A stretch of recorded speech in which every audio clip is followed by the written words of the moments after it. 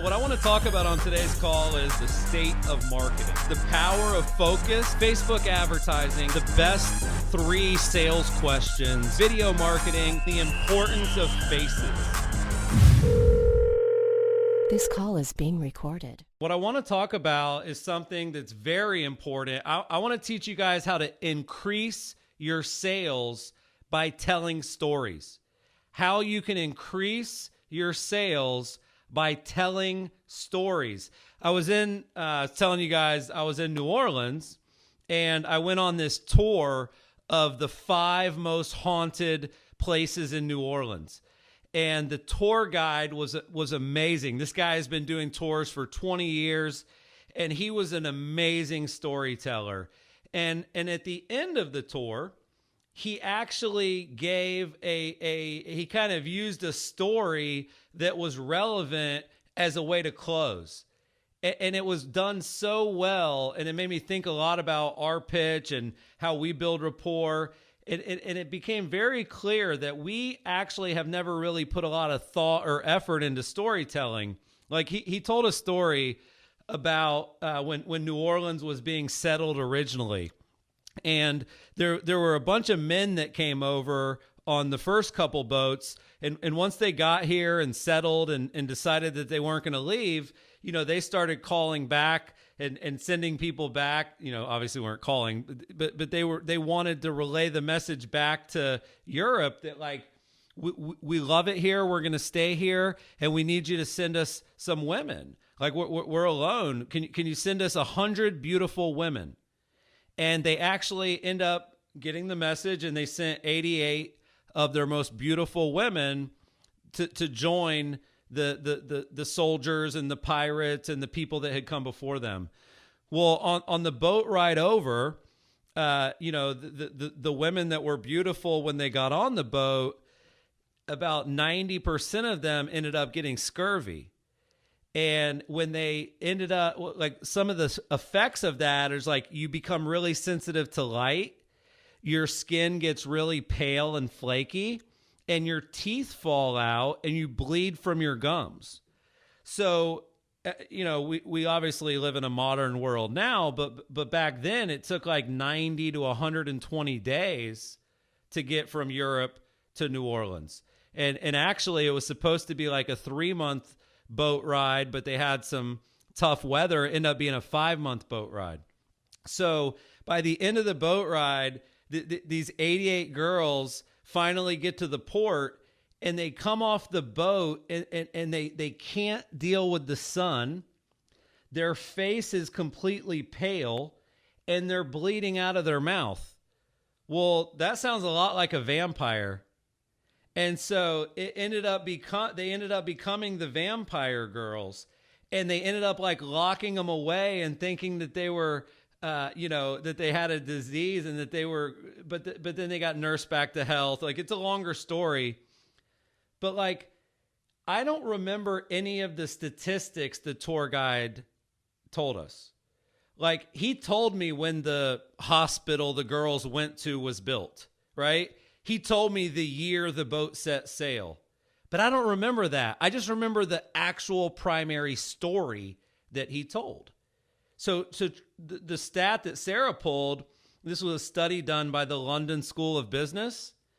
People actually retain 65 to 70% of the information shared in a story, compared to only about 5 to 10% of the information conveyed through statistics.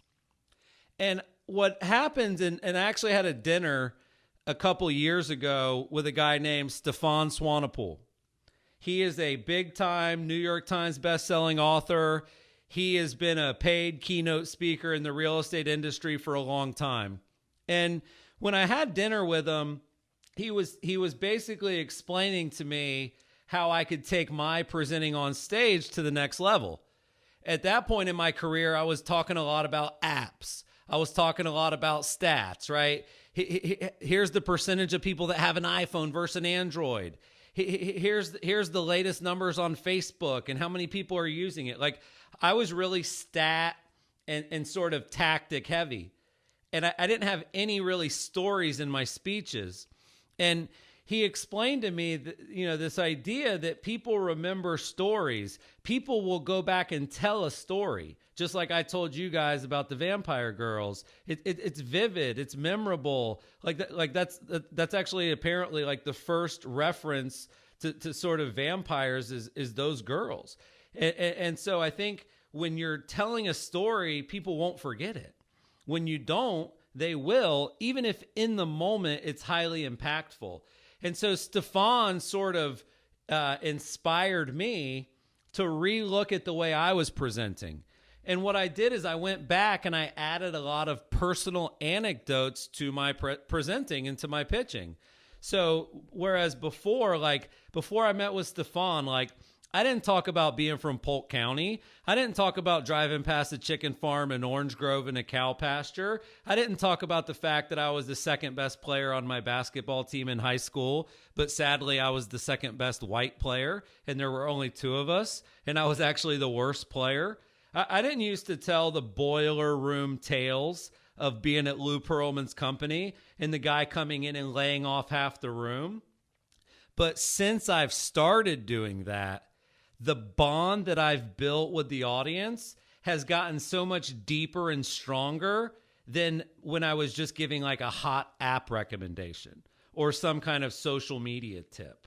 So what I want you guys to think a little bit about is how to tell great stories during your sales pitch. And there's definitely a few different examples where that comes up. Like one example is at the beginning of our pitch, when we're talking about why we do what we do, how we started the company, right?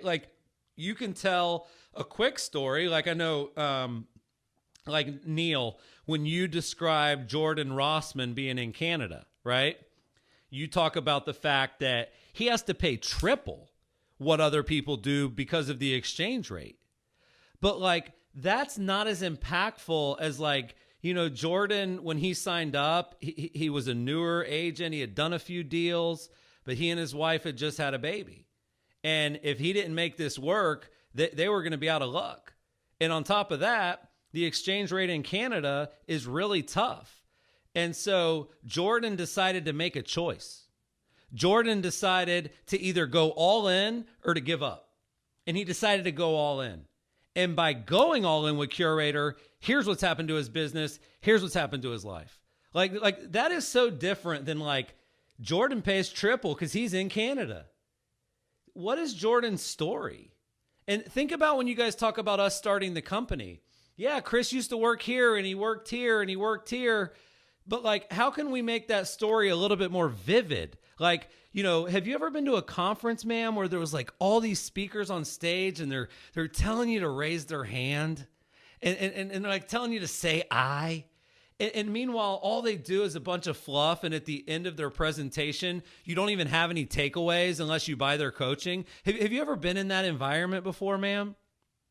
Well, that's the environment that we came from, but the way we approached it different was you guys have to tell the story of how the company was started, not the specifics. So I want to go through a couple of things. I want to go through the simple elements that make a great story.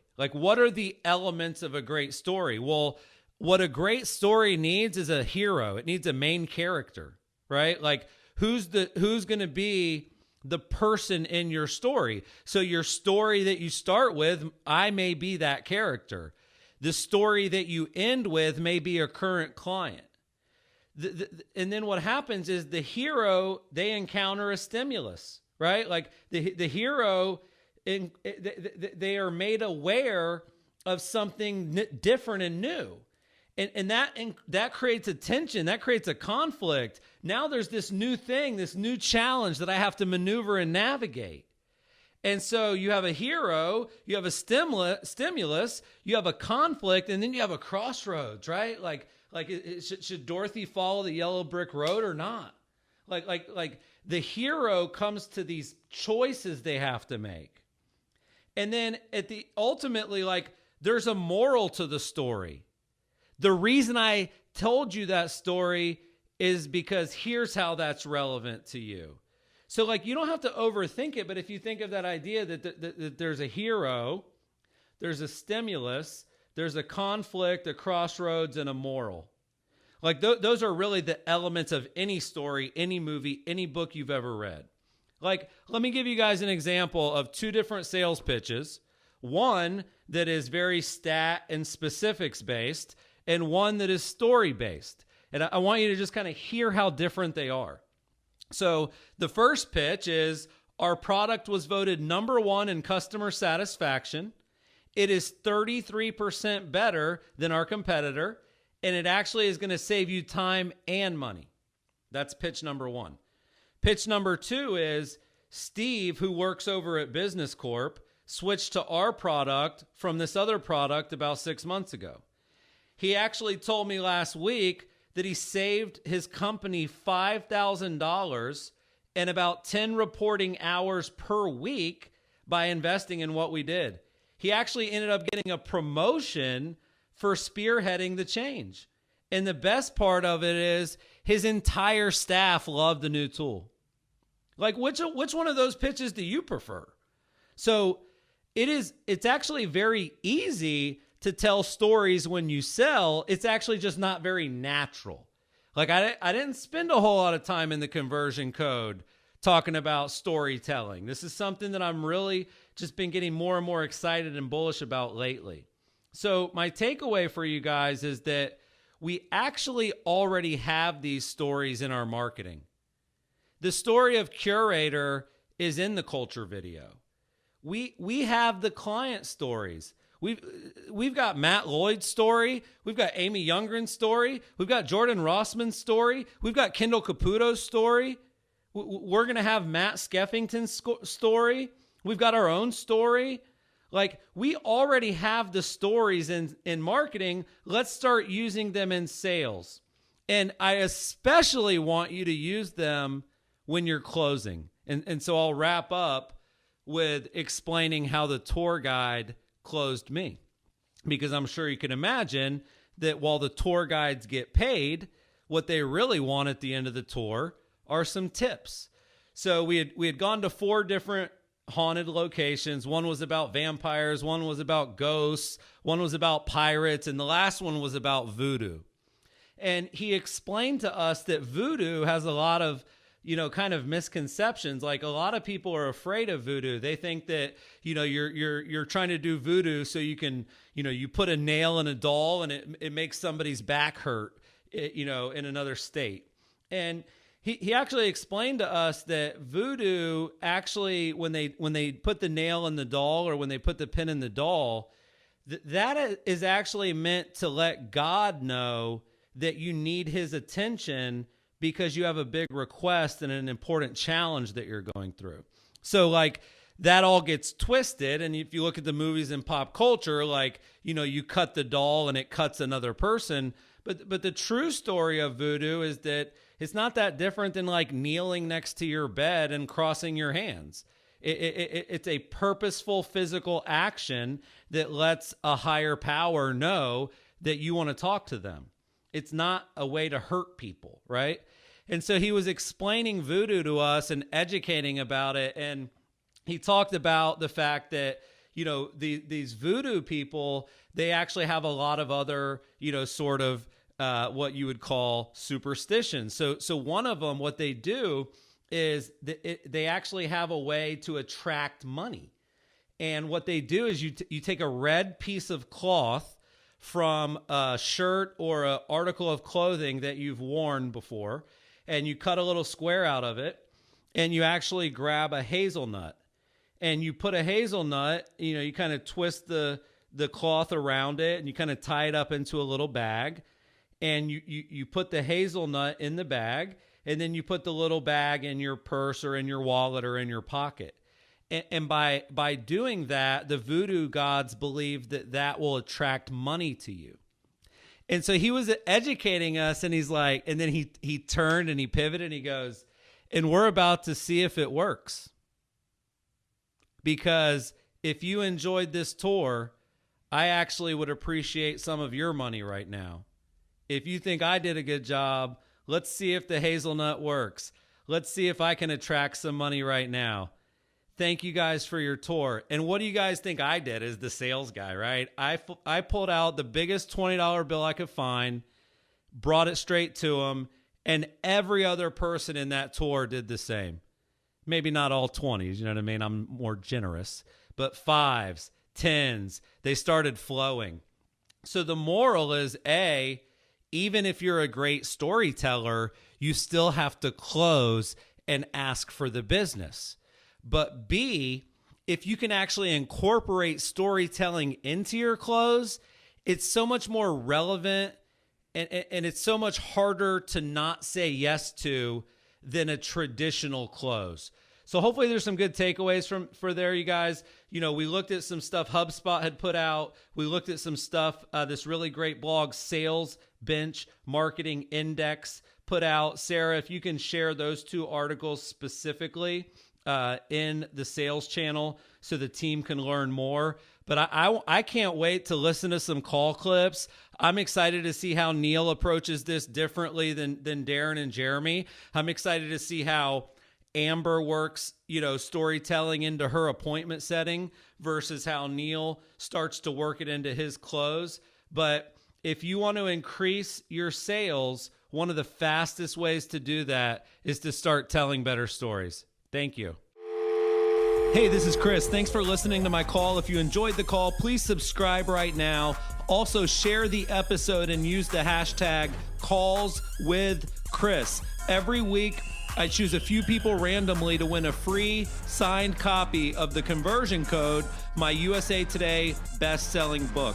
You can also visit Curaytor.com. That's CURAYTOR.com to learn more about my company, which is the one I'm running during these calls. We help small businesses grow faster, and we've been featured recently by Inc., Forbes, Fortune, and Entrepreneur Magazine.